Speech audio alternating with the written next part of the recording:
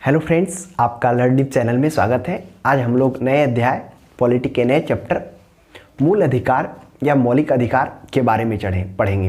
यह देखा जाए, इस मौलिक अधिकार को भारतीय संविधान में मैग्ना कार्टा के नाम से भी जाना जाता है। देखेंगे कि मूल अधिकार क्या होता है। मूल अधिकार का तात्पर्य है राजनीतिक लोकतंत्र के आदर्शों की प्राप्ति से है। ये अधिकार देश में लोक व्यवस्था बनाए रखने एवं राज्य के कठोर नियम के विरुद्ध लोगों के सुरक्षा प्रदान करने से है। तो इसे भारतीय संविधान में मैग्ना कार्टा के नाम से भी जाना जाता है। ये मैग्ना कार्टा क्या होता है? ये होता अधिकार पत्र।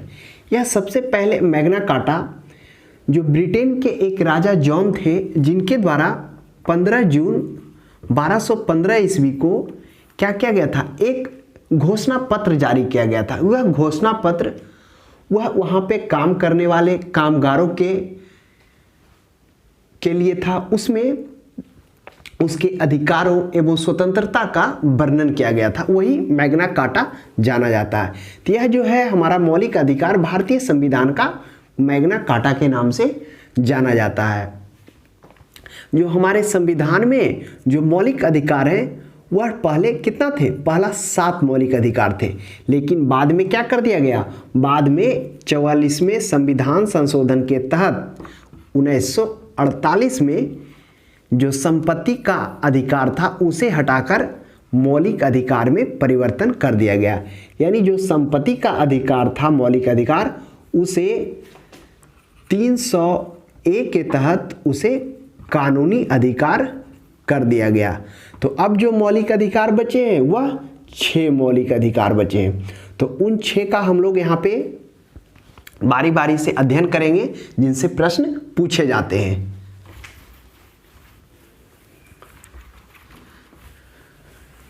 पहला है समता या समानता, जिसका अनुच्छेद 14 से 18 तक में है। जो हमारा मौलिक अधिकार है यह किस में वर्णन किया गया? भाग 3 में 12 से लेके 35 तक ये हमारा मौलिक अधिकार और मूल कर्तव्य इसमें दिया गया है। तो उसी में से देखेंगे, जो पहला है समता या समानता का अधिकार, जो अनुच्छेद 14 से 18 तक में है, और दूसरा है स्वतंत्रता, स्वतंत्रता का अधिकार, यह अनुच्छेद 19 से 22 में इसका वर्णन है। उसके बाद तीसरा देखेंगे शोषण के विरुद्ध अधिकार, शोषण के विरुद्ध, यह कौन सा है? अनुच्छेद में 23 एवं 24 में है। उसके बाद चौथा है धार्मिक स्वतंत्रता, धार्मिक स्वतंत्रता,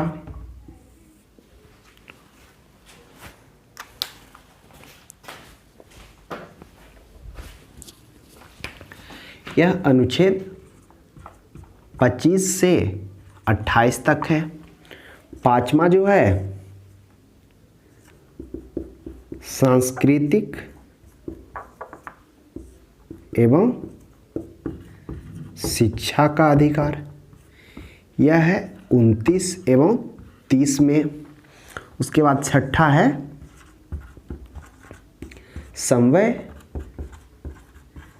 संवैधानिक उपचार,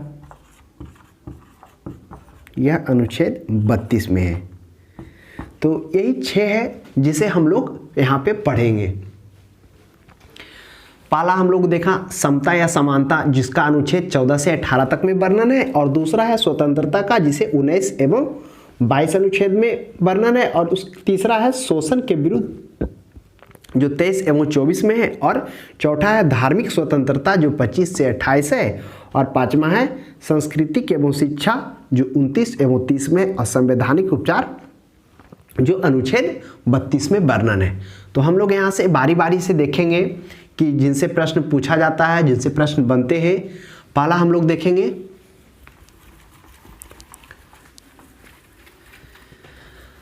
समता या समानता का अधिकार, अनुच्छेद 14। अनुच्छेद 14 में है विधि के समक्ष समानता।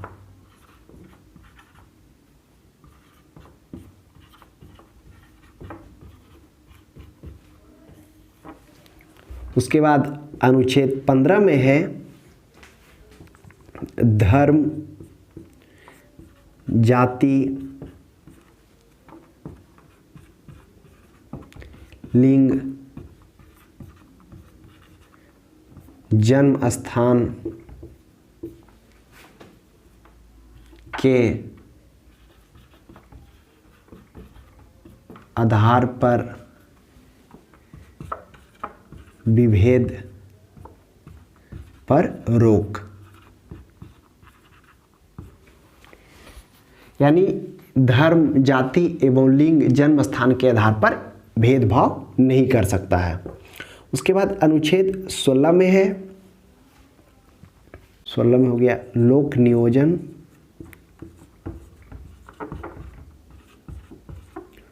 लोक नियोजन में समान अवसर।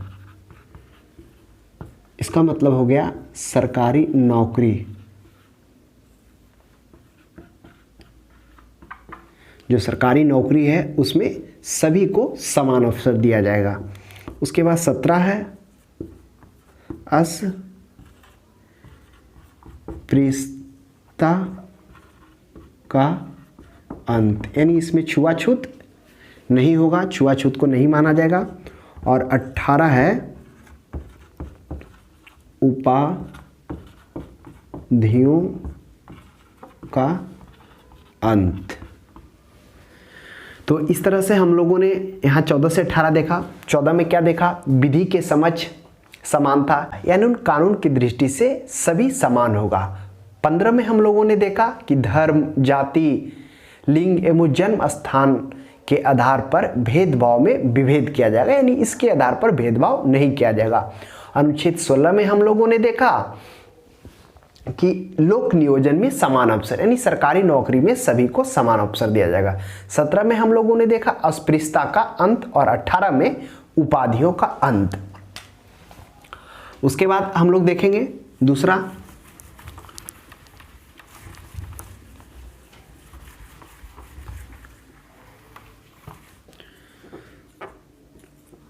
पहला हो गया,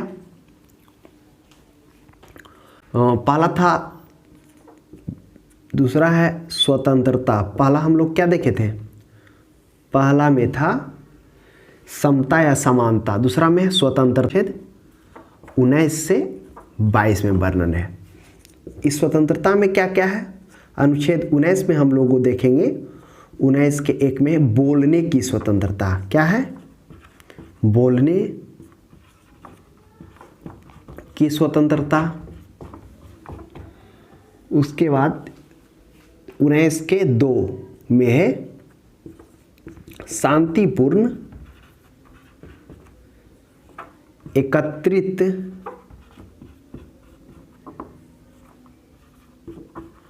होने की स्वतंत्रता। शांतिपूर्ण तरीके से एकत्रित होना, यानी बिना हथियार के आप एकत्रित हो सकते हैं। दूसरा है सभा या समूह बनाने का स्वतंत्रता। चौथा में है भारत में आवागमन करने की स्वतंत्रता, यानी भारत के किसी भी भाग में आप आ सकते हैं और वहाँ जा सकते हैं। पांचवा में है भारत में निवास करने की स्वतंत्रता। और छठा में है भारत में आजीविका, आजीविका यानी रोजगार करने की स्वतंत्रता। तो इस तरह से ये 19 में, अनुच्छेद 19 में 3 स्वतंत्रता है। यह जो 3 स्वतंत्रता है जिसमें क्या है, पहला है 19 के 1 में बोलने की स्वतंत्रता, यानी आप बोल सकते हैं। दूसरा है शांतिपूर्ण तरीके से आप एकत्रित हो सकते हैं इसमें बिना हथियार के। और तीसरा है कि वो क्या कर सकते हैं, आप सभा एवं समूह को बना सकते हैं। चौथा, भारत की किसी भी जगह आ जा सकते हैं। पांचवा है आप निवास कर सकते हैं। और छठा है रोजगार। तो इसे कोई क्या होते हैं, इसे याद करने में भूल जाते हैं। तो इसे क्या करेंगे, एक पंक्ति बनाकर कुछ माइंड में ध्यान रखकर, जैसे मान लेते हैं हम, एक मान लेंगे कि मान लेते हैं कोई छात्र है, उसे नौकरी नहीं मिल रहा है, करप्शन का सामना करना पड़ रहा है, तो वह क्या कर सकता है, एक तरह के यहाँ पंक्ति याद कर लेगा। पहले वो क्या करेगा, सरकार के सामने बोलेगा। जब नहीं सरकार सुनेगी तो वह शांतिपूर्ण तरीके से एकत्रित हो जाएगा। फिर क्या करेगा, समूह बनाएगा, सभा बनाएगा। फिर एक जगह नहीं सुनेगी तो दूसरा जगह जाएगा, यानी एक जगह से दूसरा जगह आवागमन करेगा। फिर उसके बाद वहाँ निवास करने का भी उसे अधिकार है। उसके बाद वह वहाँ अपना जीवन यापन के लिए रोजगार भी कर सकता है। तो इस तरह से आप याद रख सकते हैं। उसके बाद है अनुच्छेद 20। अनुच्छेद 20 में हम लोग देखेंगे क्या है, पहले अपराध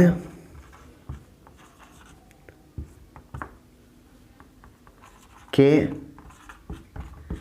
दोष सिद्ध होने पर, यानी आपको अपराध जब घोषित किया जाता है अपराधी, तो उसमें क्या है, उसमें भी अपराध होने के बावजूद भी उसे 3 अधिकार दिया गया है। जब अपराध दोष सिद्ध होता है, पहला है कि उसी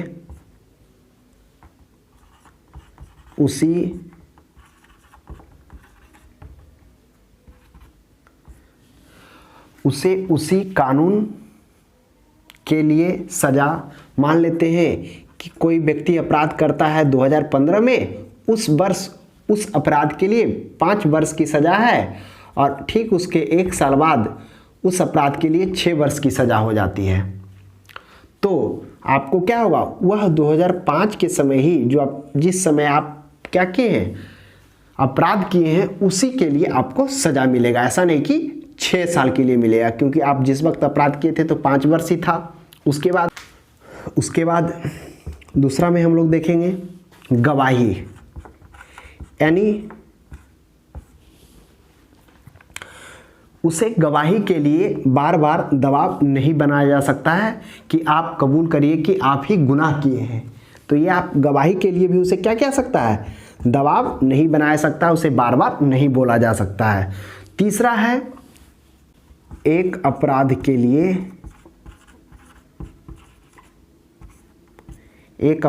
लिए एक बार, ऐसा नहीं, मान लेते हैं कोई व्यक्ति चोरी किया, जब चोरी किया तो उसे एक बार सजा मिल गई, तो ऐसा नहीं कि बार बार चोरी होगा तो उसी को पकड़ा जाएगा और उसी को दंड दिया जाएगा। तो ये 3 क्या है, अपराध के दोष सिद्ध में, अपराध के लिए दोषी जब पाया जाता है तब उसके विरुद्ध में ये अधिकार नागरिकों को दिया गया है। उसके बाद देखेंगे आगे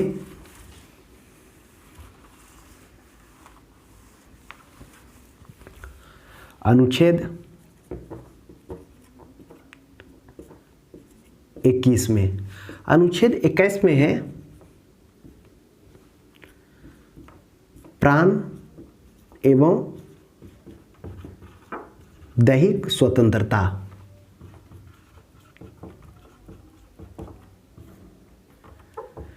इसमें क्या है, प्राण एवं दैहिक स्वतंत्रता में, यानी इसके तहत क्या है कि भारत के नागरिकों को स्वच्छ जल पीने का अधिकार, स्वच्छ हवा में सांस लेने का अधिकार, भोजन करने का अधिकार, ये सभी किस में आ जाता है, स्वतंत्रता में आ जाता है, अनुच्छेद 21 में आ जाता है। तो अनुच्छेद 21 में ध्यान में रखेंगे व्यक्ति की प्राण एवं दैहिक स्वतंत्रता, जिसमें वह स्वच्छ हवा में सांस ले सकता है, स्वच्छ पानी पी सकता है, उसे भोजन करने का अधिकार। तो ये सभी जितने भी हैं वह आते हैं प्राण एवं दैहिक स्वतंत्रता में।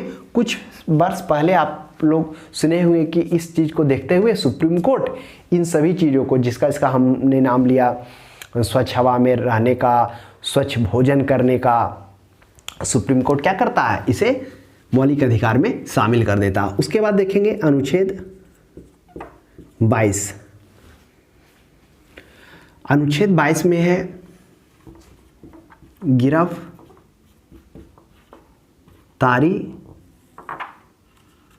के संरक्षण, यानी गिरफ्तारी के संरक्षण में क्या क्या अधिकार दिए गए हैं। इसमें 3 कौन है। पहला है कि अगर आपकी गिरफ्तारी होती है तो आपको कारण पूछने का अधिकार है कि किस लिए गिरफ्तार किया जा रहा है। दूसरा है 24 घंटे के अंदर न्यायालय में उपस्थित करना और आवागमन में जो समय लगता है उसे छोड़कर 24 घंटा। और तीसरा है मन पसंद कानूनी सलाह या वकील करने का अधिकार। तो जो अनुच्छेद 22 में है इसमें गिरफ्तारी के संरक्षण में, यानी जब आपकी गिरफ्तारी होती है तो उसमें भी नागरिकों को कुछ अधिकार दिया गया। उसमें से कौन कौन से अधिकार है।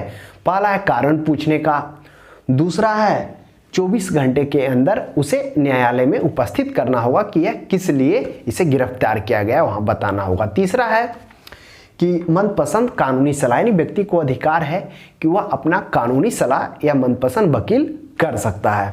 तो आप ध्यान में रखेंगे, कभी कभी क्या होता है कंफ्यूज हो जाता है, लोगों को लगता है कि 20 में गिरफ्तारी था कि 22 में गिरफ्तारी था, इसलिए 20 को हम यहाँ पे रहने दिए।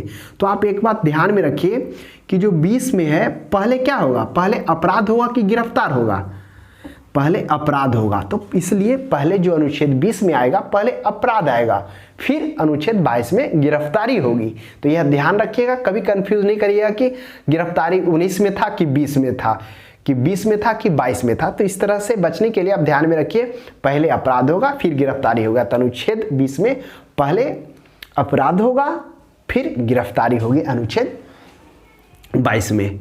तो इस तरह से हम लोगों ने देखा। उसके बाद हम लोग देखते हैं अनुच्छेद 23। अनुच्छेद 23 जो तीसरा था वह क्या था, शोषण के विरुद्ध। तो जो शोषण के विरुद्ध जो तीसरा मौलिक अधिकार था शोषण के विरुद्ध में, उसे हम लोग देखेंगे। इसमें क्या था, अनुच्छेद 23। अनुच्छेद 23 में है कि मानव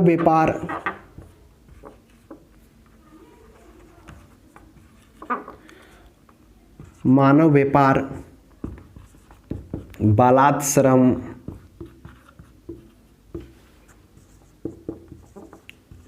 बंधुआ मजदूरी,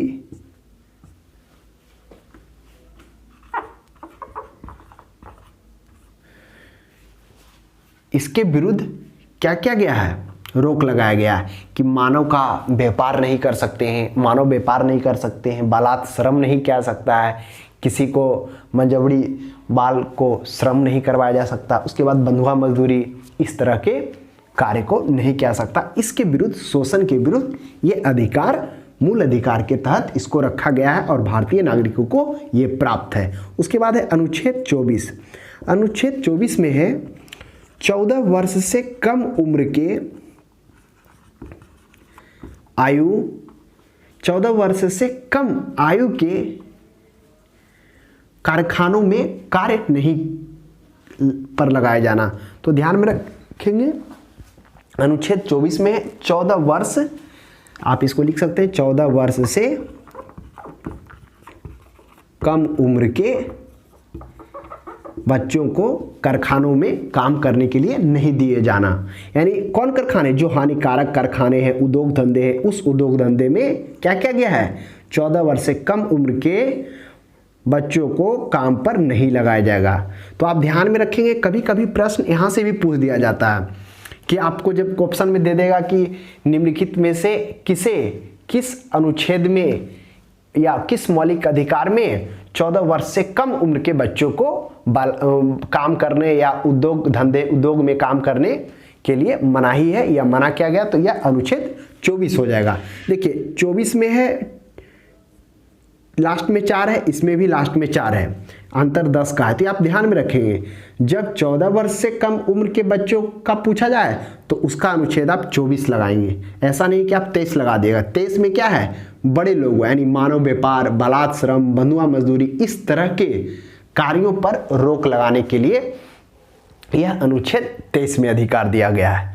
तो इस तरह से आज हम लोगों ने देखा, क्या क्या देखा, पहला देखा समता या समानता का अधिकार, दूसरा हम लोग देखे स्वतंत्रता जिसमें बोलने की स्वतंत्रता, उसके बाद अपराध के दोष सिद्ध के लिए जो अधिकार मिला है, उसके बाद हम लोगों ने देखा ना प्राण एवं दैहिक स्वतंत्रता जिसमें स्वच्छ वायु में जीने, स्वच्छ वायु में भोजन करने, स्वच्छ जल पीने, उसके बाद अच्छा स्वास्थ्य रखने, ये सभी जो रिलेटेड है उस प्राण एवं दैहिक स्वतंत्रता में है। उसके बाद 22 में हम लोगों ने देखा कि गिरफ्तारी के संरक्षण के विरोध में जो कुछ अधिकार दिए गए हैं, पहला है कारण पूछने का, दूसरा हम लोगों ने देखा, क्या देखा कि 24 घंटे के अंदर उसे उपस्थित करना होगा न्यायालय के सामने, तीसरा हम लोगों ने देखा कि मनपसंद वह कानून या वकील कर सकता है। फिर उसके बाद शोषण के विरुद्ध, जो शोषण किया जा रहा है उसके विरुद्ध संरक्षण अधिकार प्राप्त है, वो कौन कौन हम लोगों ने देखा, हम लोगों ने देखा मानव व्यापार, बलात् श्रम,